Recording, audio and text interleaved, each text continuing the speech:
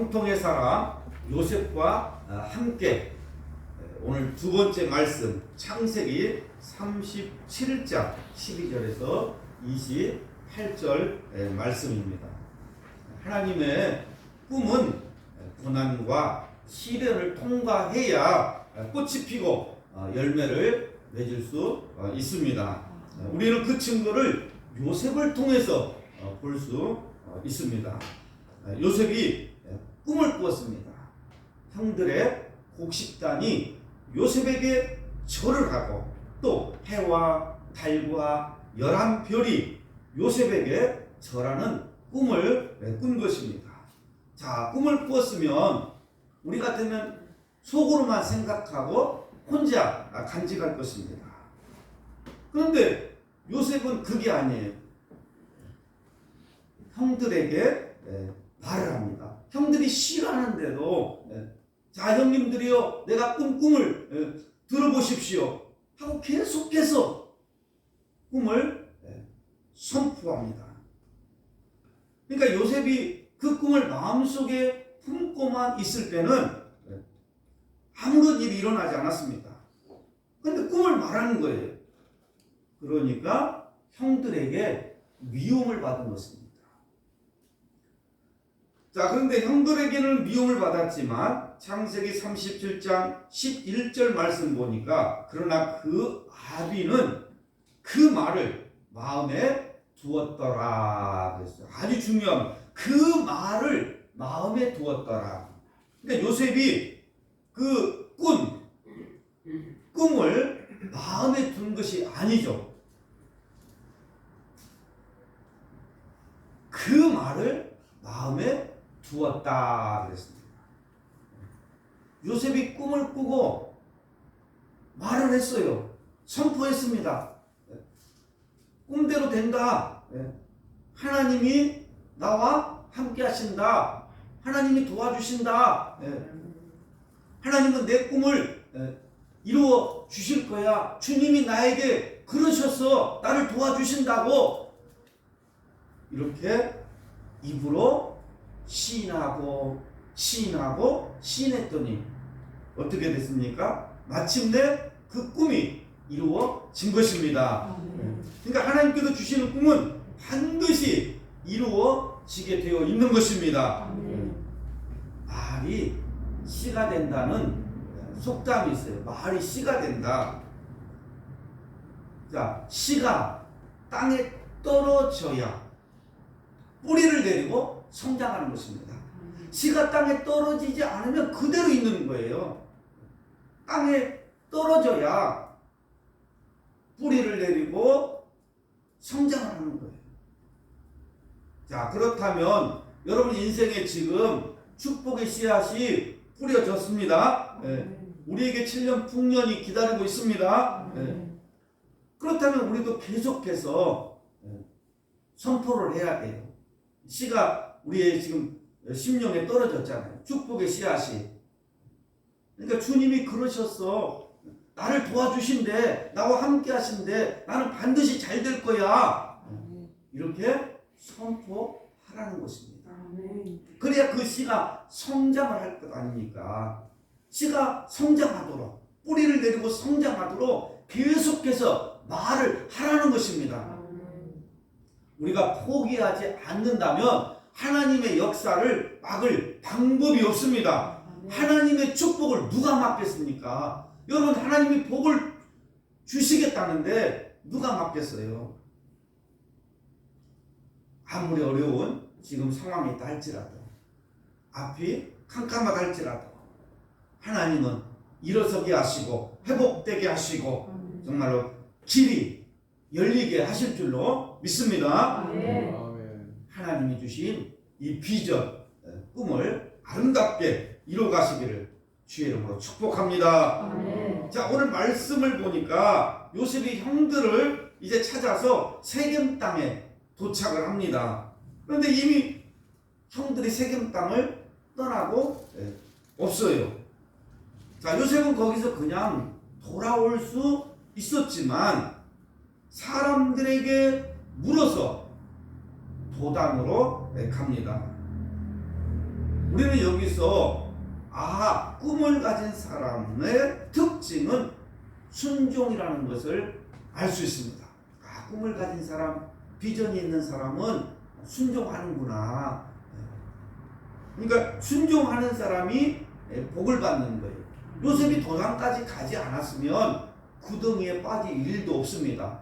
애국의 노예로 팔려갈 일도 없습니다. 감옥에 들어갈 일도 없습니다. 근데 요셉은 아버지 말씀에 순종한 것입니다. 야곱이 요셉에게 당부를 했어요. 세겜으로 가라. 형들이 잘 있는지 안부를 전하라. 이렇게 부탁을 하자 요셉이 그리 하겠나이다. 그리 하겠나이다. 아버지 말에 순종을 했어요. 우리는 여기서 요셉을 보면서 예수님의 성품을 볼 수 있습니다. 예수님도 아니요 소리 한 번도 안 하시고 아멘 하셨습니다. 여러분도 아멘 하면서 가시기 바랍니다. 그러면 길이 열릴 것입니다. 자, 도단이라는 이 뜻은 구덩이 또 웅덩이, 우물이라는 그런 뜻입니다. 그러니까 요셉 앞에 기다리고 있는 것은 복이 아니었습니다. 요셉은 이 도단에 도착을 하자 형들이 요셉을 환영하는 것이 아니라 요셉을 죽이려고 음모를 꾸미고 있었습니다. 자, 오늘 말씀 18절과 20절 말씀을 보겠습니다. 자, 읽습니다. 요셉이 그들에게 가까이 오기 전에 그들이 요셉을 멀리서 보고 죽이기를 꾀하여 서로 이르되 꿈꾸는 자가 오는도다. 자, 그를 죽여 한 구덩이에 던지고 우리가 말하기를 악한 짐승이 그를 잡아먹었다 하자. 그의 꿈이 어떻게 되는지를 우리가 볼 것이라 하는지라. 자, 요셉이 나타났을 때 형들은 그가 왜 왔는지 궁금하지 않았습니다.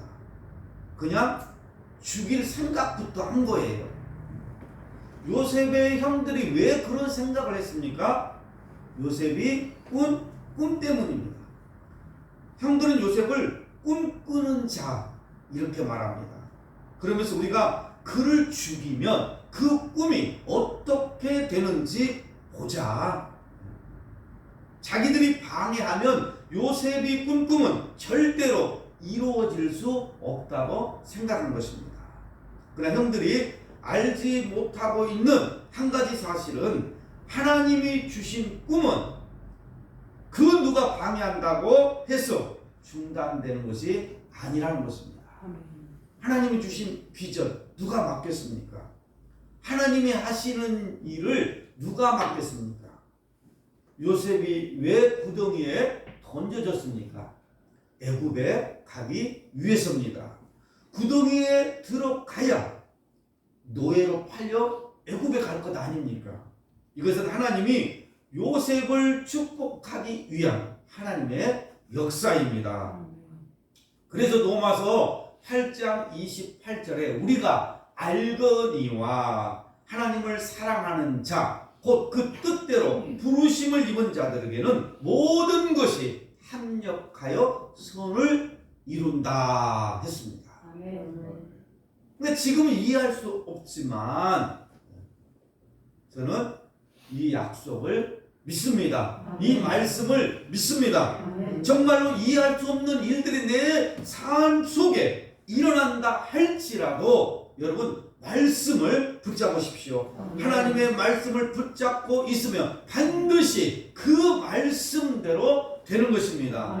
지금은 이해가 안 되고 망할 것 같지만 끝까지 말씀에 서 있으면 그 말씀대로 됩니다. 그러나 대개 이런 상황에서 많은 사람들은 원망하고 불평하고 낙심하다가 인생을 포기합니다. 그러나 꿈을 가진 사람은 고난 때문에 미래의 영광을 포기하지 않습니다. 축복을 포기하지 않습니다. 우리가 위험에 빠질 때 하나님은 불꽃 같은 눈으로 우리를 지켜주시고 돌보아 주실 줄로 믿습니다.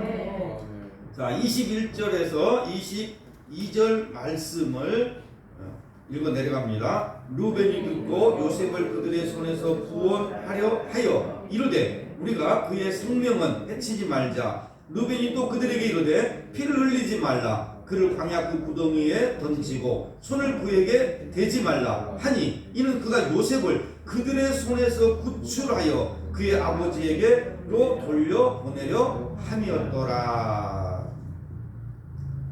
자, 하나님은 요셉의 꿈이 도전받는 것을 보시고 루벤을 사용하셔서 그 꿈을 보호하십니다. 하나님의 주신 꿈을 간직한 사람은 위기를 만날 때에 누군가 돕는 사람이 있는 것입니다. 그러니까 하나님이 함께하는 사람은 하나님이 지켜주시고 보호해 주신다는 것입니다. 그러니까 하나님은 이 믿음이 있는 사람, 꿈이 있는 사람을 보호해 주셔요. 하나님이 지켜주십니다. 그러니까 우리의 생각으로는 도저히 일어날 수 없는 일을 하나님은 하십니다. 그러니까 여러분 절망할 필요 없어요. 하나님이 더 좋은 것으로 예배해 놓으셔요. 돕는 자를 붙이십니다. 그래서 하나님과 함께하는 사람은 성공하게 되어 있습니다. 자, 26절과 27절 말씀을 읽습니다. 유다가 자기 형제에게 이르되 우리가 우리 동생을 죽이고 그의 피를 덮어둔 들 무엇이 유익할까? 자, 그를 이스마엘 사람들에게 팔고 그에게 우리 손을 대지 말자. 그는 우리의 동생이요 우리의 혈육이니라 하매 그의 형들이 청종하였더라. 그때에 미디안 사람 상인들이 지나가고 있는지라 형들이 요셉을 구덩이에서 끌어올리고 은 20에 그를 이스마엘 사람들에게 팔매 그 상인들이 요셉을 데리고 애국으로 갔더라. 자, 유다가 요셉을 죽이는 것이 아무 유익이 없다는 이유로 요셉을 상인들에게 팔자 이렇게 형들을 설득을 합니다. 이것은 유다의 이 생각처럼 보이지만 사실은 하나님께서 아무도 상상하지 못하는 방법으로 요셉의 꿈을 지켜주고 계십니다. 그러니까 하나님께서는 마침 그때에 미디안 이 상인들이 그 형제들의 앞을 지나가게 하십니다. 그러니까 이것이 하나님의 섭리예요. 하나님의 섭리. 자, 우리 인생의 주인 되시고 정말 우리 인생의 감독 되시는 하나님이 하시는 일이라는 것입니다. 하나님이 감독이에요. 그러니까 자, 요셉 구덩으로 들어가, 그리고 미디안 상인들 자, 그 앞을 지나가. 하나님이 다 이렇게 하시는 거예요. 그러니까 하나님이 함께 하시 않으면 이것을 운명이다 그래요. 운명. 그러니까 요셉이 이제 구덩이에서 올라오니까 하나님이 함께 하지 않는 사람 뭐라 그래요? 아, 오늘 재수가 좋았네. 여기서 죽을 뻔했는데. 그러니까 세상 사람들은 이것을 운명이라고 그래요. 재수가 좋았다고 그래요. 그러나 하나님은, 우리는 믿는 사람들은 이것이 하나님의 섭리입니다. 근데 세상 사람들이 볼 때는 다 팔자 속아니에요. 네 팔자가 그래. 그러나 하나님의 눈으로 보면은 이것은 다 숨겨진 비밀입니다. 숨겨진 비밀이에요. 하나님의 섭리예요.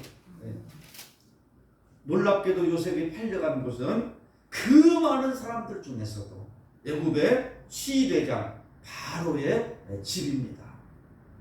여러분, 그 많은 사람 중에 왜 애굽의 시대장 바로의 집으로 팔려갔을까요? 그러니까 이 요셉에게 이 엄청난 이 고난이 있지만은 하나님의 손길이 시간을 맞춰서 그때그때 역사하고 있는 것입니다. 하나님이 다 그렇게 하시는 거예요. 지금 그때그때 역사하시는 거예요. 그 드라마 보면은 남녀가 서로 이렇게 예전하게 살아가다가 이제 만나야 되는데 자 저쪽에 여자가 와요. 앞에 남자가 여기서 가고 있습니다. 주변에 장사하는 사람들이 있어요. 근데 만나려고 할 때에 딴짓을 해. 주인공들이 살짝 옆에서 고개를 돌린다든지 뭐 물건을 뭐 한번 쳐다보고 돌린다든지 그 순간에 지나가고 말아요. 이거 누가 하는 거예요? 감독이 하는 거죠. PD가 그렇게 하는 거예요. 자, 고개 돌리세요. 지나갑니다. 우리 인생도 마찬가지예요. 하나님은 정말 그때그때 때에 따라서 하나님은 역사하십니다. 아멘. 저와 여러분은 고난을 보지 말고 고난 속에서 하나님이 어떻게 나에게 피할 길을 주시고 어떻게 은혜를 베푸시는지 경험하시기 바랍니다. 그때그때 사람을 보내주시고 문제를 해결해 주시는 그 하나님의 섭리를 보시기를 축복합니다. 이제 하나님의 축복이 요셉에게 일어나기 시작했습니다. 하나님의 계획은 요셉이 애굽의 총리 대신으로 만드는 것이에요.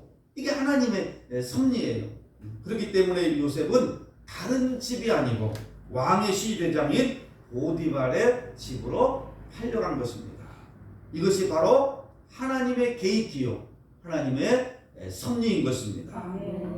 자, 요셉을 팔아버린 형들은 이제 아버지 야곱을 속이기 위해 계획을 세워서 거짓말을 하게 됩니다. 자, 31절부터 34절 말씀을 읽겠습니다. 그들이 요셉의 옷을 가져다가 숫 염소를 죽여 그 옷을 피해 적시고 그의 채색옷을 보내어 그의 아버지에게로 가지고 가서 이르기를 우리가 이것을 발견하였으니 아버지 아들의 옷인가 보소서 하매 아버지가 그것을 알아보고 이르되 내 아들의 옷이라 악한 짐승이 그를 잡아 먹었도다. 요셉이 분명히 찢겼도다 하고 자기 옷을 찢고 굵은 배로 허리를 묶고 오래도록 그의 아들을 위하여 애통하니.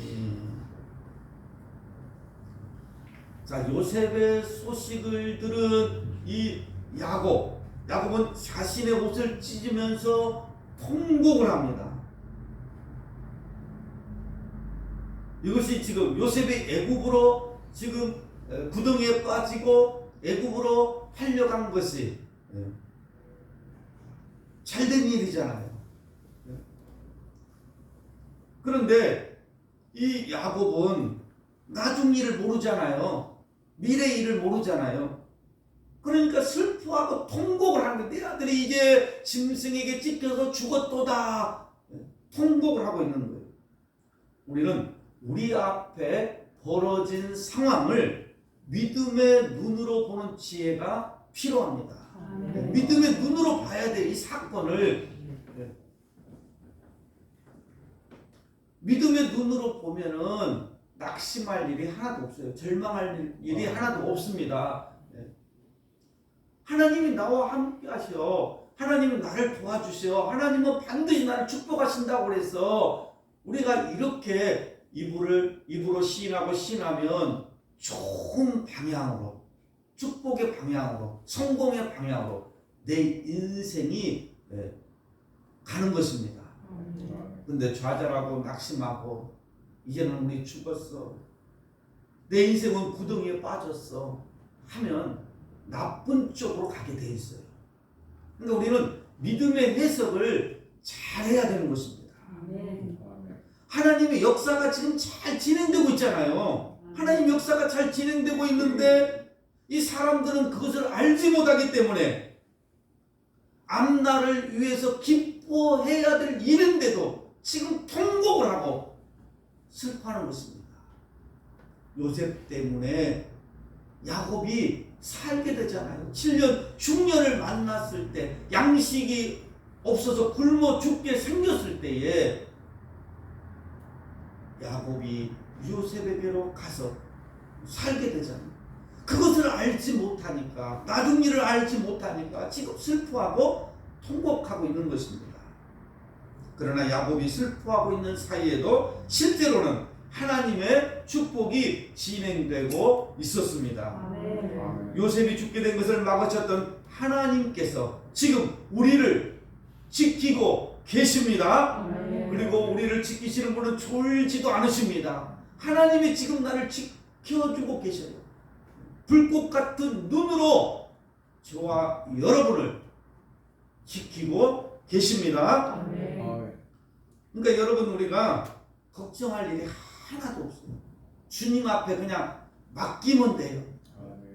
그러면 주님이 우리 인생을 책임질 줄로 믿습니다. 우리가 고난을 당하고 위기를 만날 때에 반드시 기억해야 될 것은 하나님이 보고 계신다는 것입니다. 하나님이 나를 보고 계세요.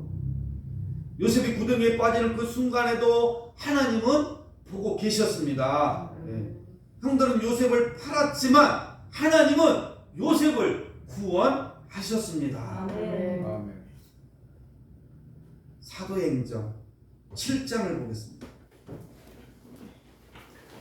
사도행전 7장 보겠습니다. 사도행전 7장 9절 말씀입니다.